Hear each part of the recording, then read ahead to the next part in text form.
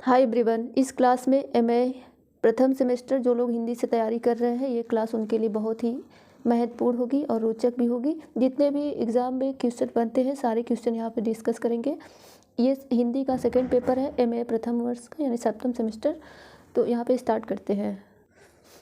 Please अगर MA Hindi से तैयारी कर रहे हैं, जो कि 9 जो है ये 27 को होने वाला था एग्ज़ाम, जो कि नहीं होगा, डेट चेंज हो गया है। तो टाइम मिल गया है, आप सब यहाँ पे प्रिपरेशन बहुत अच्छे से कर सकते हैं। टाइम मिल गया है, मैक्सिमम टाइम मिल गया है तैयारी के लिए। भक्ति का अर्थ समझना है, भक्ति काल, संत कबीर और सूरदास, इन सब के बारे में जानना है।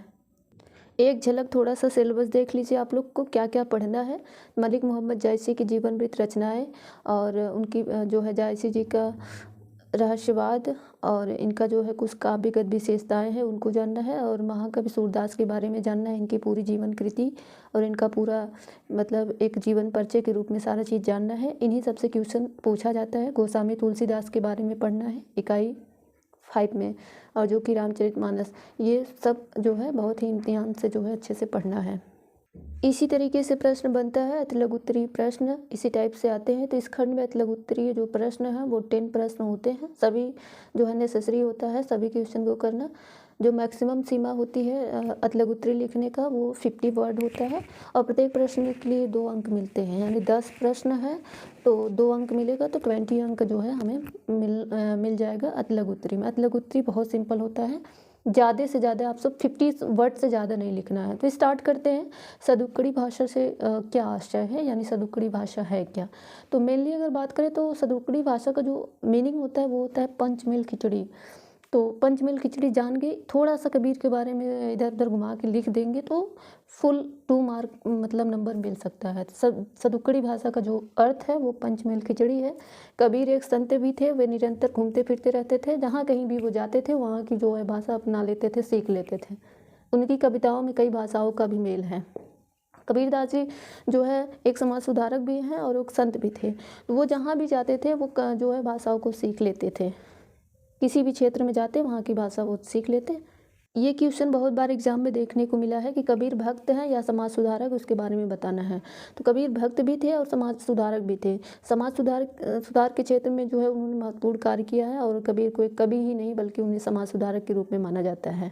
क्यों ऐसा माना जाता है? क्योंकि वो जो सोशली बुराइयाँ थी, कुरीतियाँ थी, बाह्य आडंबर, ये पाखंड वगैरह का उन्होंने जो है पाखंडों का जो है उन्होंने विरोध किया और उन्होंने उसको जो है एकदम जो है समाप्त करने के लिए बहुत प्रयास किया। उन्होंने कई टेक्नोलॉजी अपनाई, जो है कई सारे विधियों का प्रयोग किया जो है उन्होंने, कि जो पाखंडी चीज़ें हैं उसको समाप्त करना है। और कबीरदास जी सबसे खास बात यह है कि मूर्ति पूजा, व्रत, उपवास, पाखंड आदि की निंदा भी करते थे। इसके साथ साथ मुसलमानों द्वारा मस्जिद में अजान, नमाज, हज, रोज़ा आदि की भी उन्होंने निंदा की है। तो ये सिंपल सी लाइन है।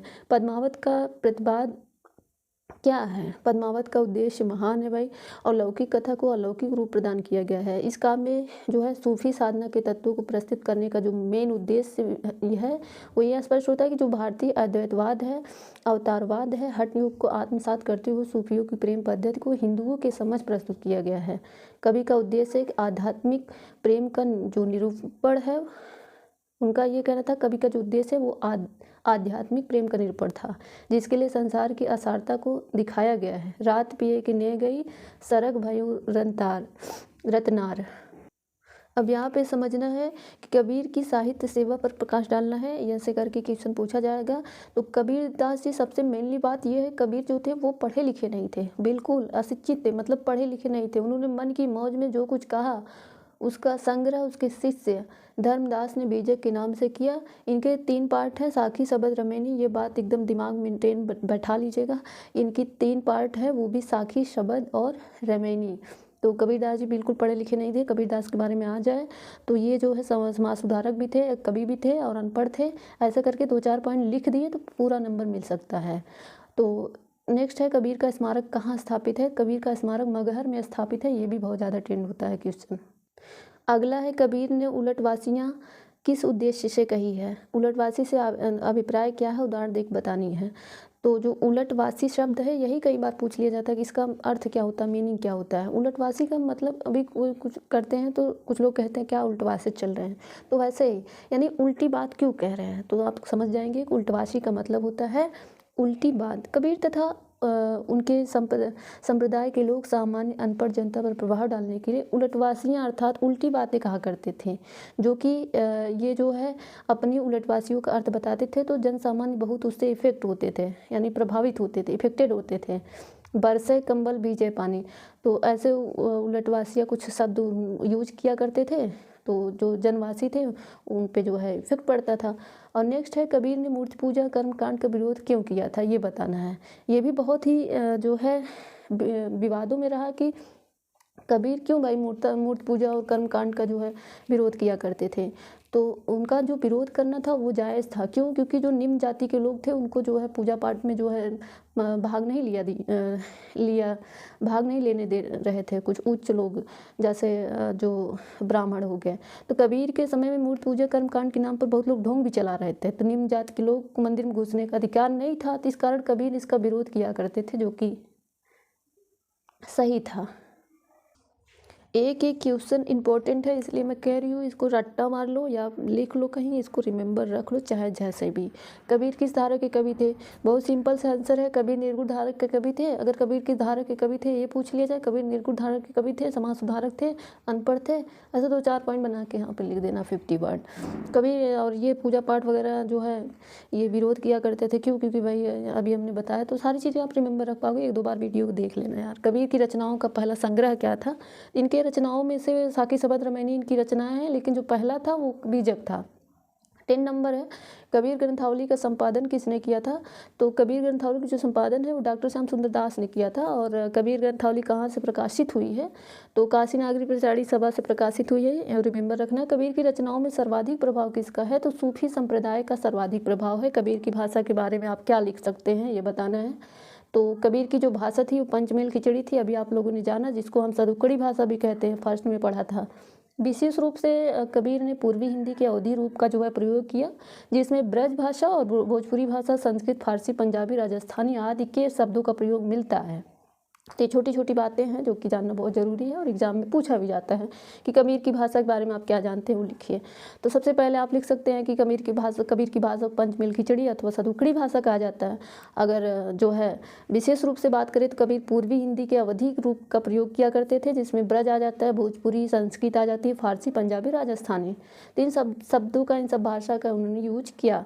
तो कबीर की रचनाओं के बारे में अगर पूछा जाए, कबीर की रचनाएँ क्या है? मेनली 3 ही रचनाएँ हैं, साखी, शबद, रमैनी। अब साखी शबद रमैनी के बारे में जानना चाहते हैं आप, पूछ लेगा रमैनी शबद साखी सिंगर पूछ लेगा, इसके बारे में तो जानते रहेंगे तो ज़्यादा बेटर रहेगा। तो साखी जो है इसमें कबीर की शिक्षा और सिद्धांत का प्रस्तुतिकरण हुआ है, इतना ही जानिए। और इसमें दोहा छंद का प्रयोग हुआ है। साखी में दोहा छंद का प्रयोग हुआ है और इसमें कबीर की जो शिक्षा दीक्षा है उनके सिद्धांत वगैरह प्रस्तुत किया गया है। और शबद में क्या हुआ है कि इसमें जो कबीर के गेय एवं संग्रहित हैं, गेय पद होने के कारण इसमें जो है संगीतात्मकता है शबद में। इन पदों में प्रेम साधना व्यक्त हुई है शबद में।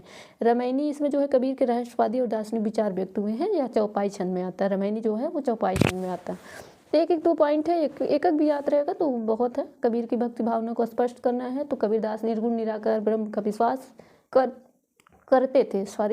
तो कबीर जो थे वो क्या भक्ति भावना को स्पष्ट आपसे पूछ सकता है, तो कबीरदास निर्गुण निराकार ब्रह्म व विश्वास करते थे। लेकिन स्वामी रामानंद ने उन्हें राम भक्त का एक अद्वितीय वरदान दिया था।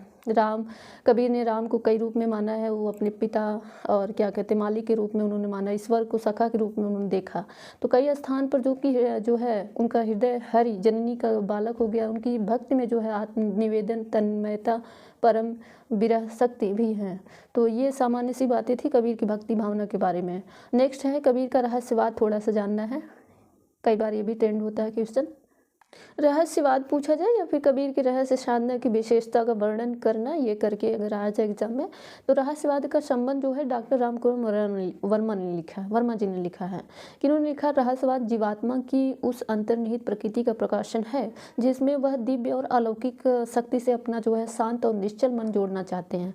और वह संबंध यहाँ तक बढ़ गया कि वो जो है दोनों में कुछ अंतर नहीं रह जाता है। त्रासवाद के संबंध में इन्होंने कहा, डॉक्टर कुमार वर्मा ने लिखा कि रहस्यवाद जीवात्मा की उस अंतर्निहित प्रकृति का प्रकाशन है जिसमें वह दिव्य और अलौकिक शक्ति से अपना शांत और निश्चल मन जोड़ना चाहती है। और वह संबंध यहाँ तक बढ़ जाता है कि दोनों में कुछ अंतर ही नहीं दिखाई देता। तो ये चीज़ें हैं। कबीर के दार्शनिक पक्ष का प्रकाश डालना है। कुछ दार्शनिक इनके पक्ष थे।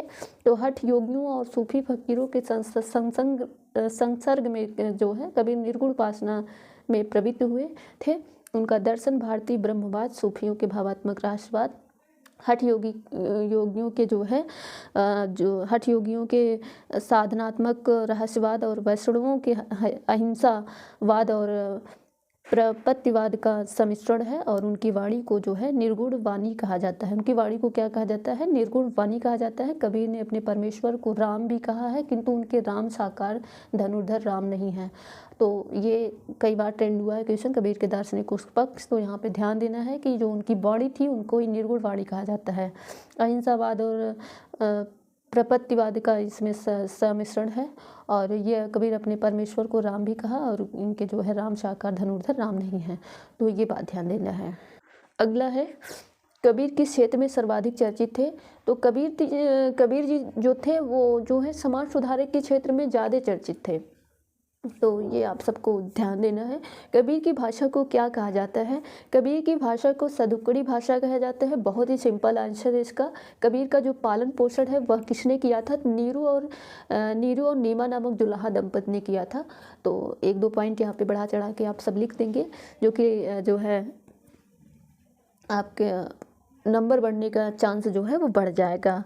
छोटा सा आंसर लिख देंगे तो मिलेगा ही, लेकिन थोड़ा सा बढ़ा चढ़ा के लिख देंगे तो ज़्यादा आंसर जो है नंबर मिलने की चांस रहेंगे। तो कबीर का पालन पोषण किसने किया था? नीरू और नीमा नामक दुल्हा दंपति ने किया था। तो मलिक मोहम्मद जायसी का जन्म कब हुआ था? अब आ गया मलिक मोहम्मद। कबीरदास जी के बारे में इतना बहुत है, बट अभी आगे और देखेंगे कबीरदास जी के बारे में। हम तो कहेंगे कबीरदास जी का जो जीवन परिचय है वो थोड़ा सा आप लोग देख लेंगे तो बहुत ज़्यादा बेटर होगा। मलिक मोहम्मद जायसी का जन्म कब हुआ था? तो इनका जन्म जो है 900 हिजरी अर्थात इसको बोल सकते हैं 1492 यानी 1492 में ईस्वी में जो है हुआ था। मलिक मोहम्मद जायसी की शाखा के प्रतिनिधि कवि है। जायसी या किस धारा के जो है कवि थे और उनकी शैली का नाम बताना है। तो ये निर्गुण ब्रह्मोपासक प्रेम मार्गी सूफी शाखा के प्रतिनिधि कवि थे। ये बात ध्यान देना है जायसी के बारे में। प्रेमाश्रयी कवियों में जायसी का स्थान निश्चित कीजिए और उनके जो है काव्य ग्रंथ के नाम बताना है। मैं तो कहूँगी एक नोट्स बनाकर इस सब को जो है लिखते चलिएगा। सीरीज है आपके पास तो बेटर है, अगर नहीं है तो प्लीज़ इस सब को लिखते चलिएगा ताकि आपको सबको याद हो जाए। हमारा पढ़ाने बताने का मकसद बस एक ही है कि आपको पॉइंट टू पॉइंट याद होना चाहिए। तो यहाँ पे देखते हैं जो प्रेमाश्रयी कवियों में जायसी का स्थान निश्चित किया गया है वो उनके काव्य ग्रंथ के नाम क्या क्या हैं। तो देखते हैं क्या क्या है। तो जायसी कृत हिंदी साहित्य कुछ कोट के प्रबंध में काव्य है, पद्मावत है, अखरावट है, आखिरी कलाम है। तीनों नाम आपको दिमाग में छाप लेना है कि पद्मावत है, अखरावट है, आखिरी कलाम है। रिमेंबर, आखिरी कलाम, अखरावट, पद्मावत। और नेक्स्ट है आचार्य रामचंद्र शुक्ल जायसी की जन्म तिथि क्या मानते हैं? तो जो आचार्य रामचंद्र शुक्ल हैं वो 1427 मानते हैं। कुछ कवियों में जो है कुछ लेखकों में मतभेद है, कुछ लोग कुछ मानते हैं, कुछ लोग कुछ मानते हैं। तो यहाँ पे आचार्य रामचंद्र शुक्ल के अकॉर्डिंग आप लिख सकते हैं कि 1427 ईस्वी। और जायसी किस नरेश के समकालीन थे? तो ये जो है शेर शाह के समकालीन थे। जायसी की रचना के नाम बतानी है। अभी ऊपर आप लोगों ने पढ़ा पद्मावत, अकरावट, एक और मिल गया चित्ररेखा एवं आखिरी कलाम। और भी इनके बहुत सारे रचनाएं हैं तो आगे अभी देखेंगे। पद्मावत किसकी प्रसिद्ध कृति है? अगर पूछी जाएगी जो पद्मावत है वो किसकी प्रसिद्ध कृति है तो मलिक मोहम्मद जायसी की ही है, जायसी जी की है। चारों नमो आप सब याद रखिएगा, पद्मावत, अखरावट, चित्ररेखा, आखिरी कलाम। ऐसे भी पूछ सकता है चित्ररेखा रचना किसकी है? तो ये किसकी है? जायसी की है। अब इनका जो फुल फॉर्म है वो मलिक मोहम्मद जायसी है। जायसी का पद्मावत देखिए नीचे पूछ भी लिया है।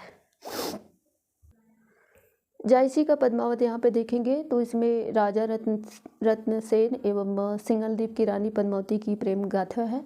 और इसमें चित्तौड़ के जो राजा रत्नसेन थी उनको जो है जीव एवं रानी पद्मावती, थोड़ा तबीयत खराब है सॉरी, तो पद्मावती को परमात्मा के रूप में स्वीकार कर आध्यात्म साधना को जो है स्पष्ट किया गया है।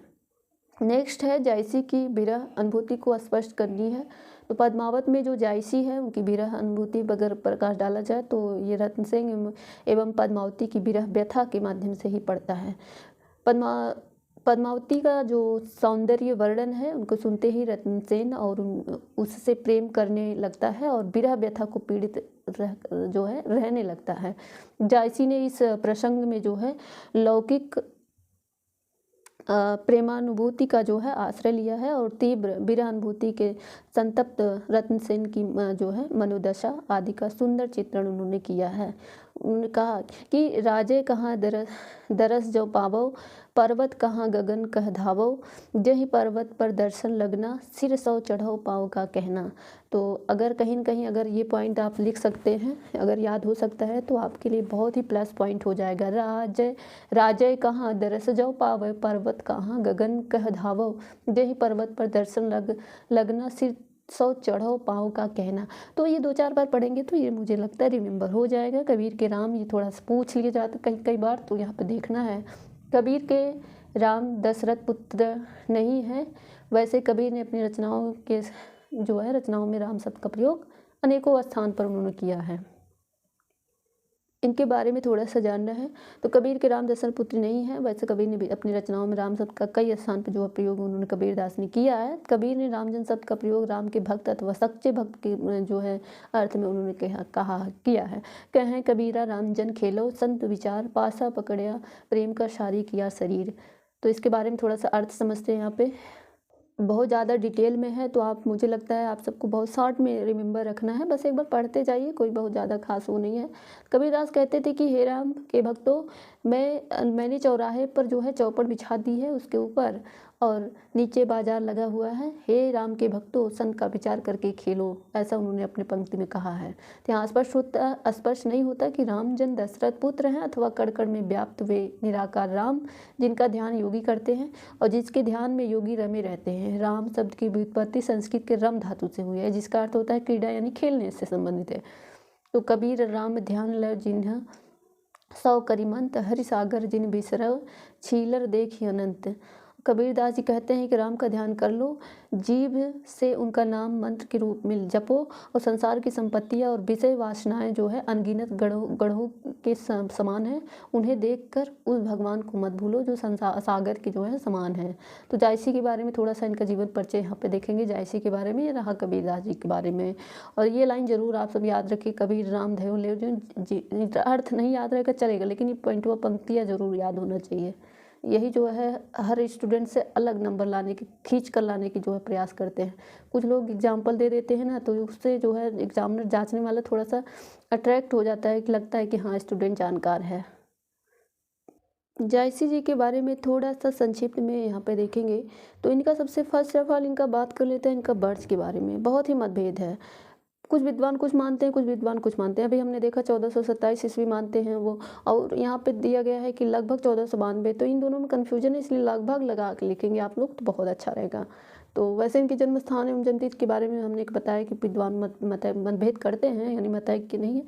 तो इनके काव्य ग्रंथों के आधार पर भी अवतार मोर 9 सदी, जायसी का जन्म 9 सदी भी माना गया है। इनके जन्म के समय जो है भयंकर भूचाल आया था, तो उन्हीं के समय सूर्य ग्रहण भी पड़ा था, उसी समय जो है सूर्य ग्रहण पड़ा था। तो उसके बारे में उन्होंने स्वयं लिखा कि आवत उतर 4 विधि ठाना, या इसको बोल सकते हैं जो है भा भूकंप जगत अकुलाना। तो कुछ विद्वान इनका जन्म स्थान रायबरेली के पास मानते हैं, जायस नगर, और इन्ਹਾਂ का जो नाम है जायस नगर से है, तो इनका नाम ही जायसी पड़ गया, मलिक मोहम्मद जायसी।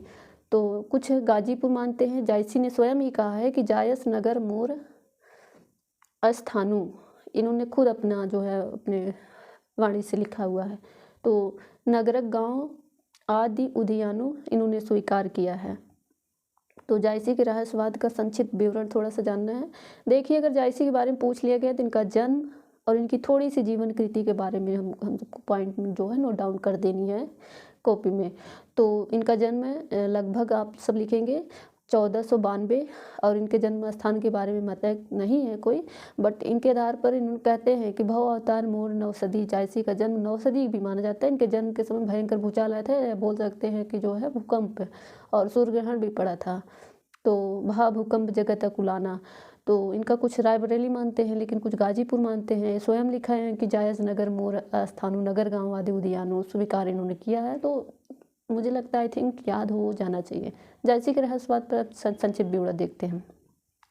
जायसी के काव्य में साधनात्मक भावात्मक रहस्यवाद का वर्णन है।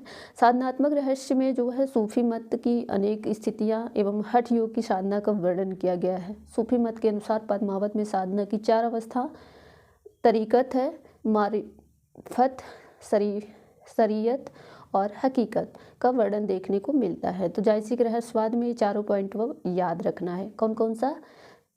तरीकत, मारिफत, शरीयत और हकीकत। थोड़ा थोड़ा टफ पॉइंट है, लेकिन रिमेंबर हो जाएगा, तो 4 बार पढ़ना पड़ेगा बस। नेक्स्ट है माया महा ठगिनी हम जानी का आशय स्पष्ट कीजिए। कबीर जी का मानना है कि यह माया बहुत ही बड़ी ठगनी है। यह अपने हाथ में रजोगुण तमोगुण। आज के इस क्लास में इतना ही देखेंगे। अगला जो पार्ट होगा हम प्लेलिस्ट में डाल देंगे। और यहाँ पे देखते हैं, ये 33, 34 देख लेते हैं। बाकी का जो क्लास होगा वो नेक्स्ट डे होगा। तो यहाँ पे देखते हैं माया ये हो गया। तो कबीर जी का मानना है कि यह माया बहुत जो है बड़ी ठगनी है। यह अपने हाथों में जो है रजोगुण सतोगुण और तमोगुण रूपी फंदा लेकर घूमती है और बड़ी मीठी भाषा बोला करती है। और इसकी जो मीठी मीठी बातें होती हैं उसी में आकर के जो है इसके फंदे में जो है फंसते हैं।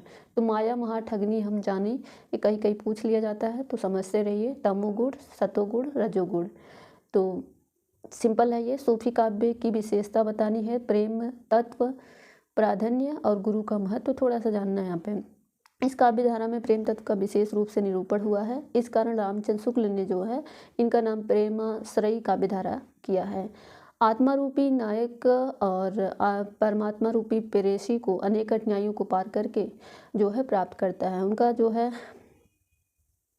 यहाँ पे देखते हैं तो जो परमात्मा के प्रति असीम और अनंत प्रेम है, यही प्रेम तत्व और उनके जो है काव्य तत्व का प्रमुख आधार बना है। उनका जो परमात्मा के साथ जो असीम प्रेम था और जो काव्य धारा से उनका लगाव था, वही उनका जो है महत्वपूर्ण बेस है, आधार है। और अगला जो होगा ये पद्मावत की भाषा पर थोड़ा सा विचार डालना है, कई बार एग्जाम में पूछा जाता है। तो अगला पार्ट हम प्लेलिस्ट में डाल देंगे, पार्ट 2 करके। ये पार्ट 1 है। क्लास में अगर नए हैं तो लाइक और सब्सक्राइब करना ना भूलिएगा, क्योंकि बहुत सारा मेहनत लगता है इन सब चीज़ों को करने के लिए पढ़ाई के साथ साथ। तो आई होप आप सब सब्सक्राइब करके जो है सपोर्ट करेंगे। Thanks for watching this class. I am Reena, beginning journey for YouTube. So I hope आप सब बहुत अच्छे होंगे और मस्त तरीके से पढ़ रहे होंगे। तो इसी तरीके से क्लास को जो है करने के लिए चैनल को सब्सक्राइब ज़रूर करें। थैंक्स।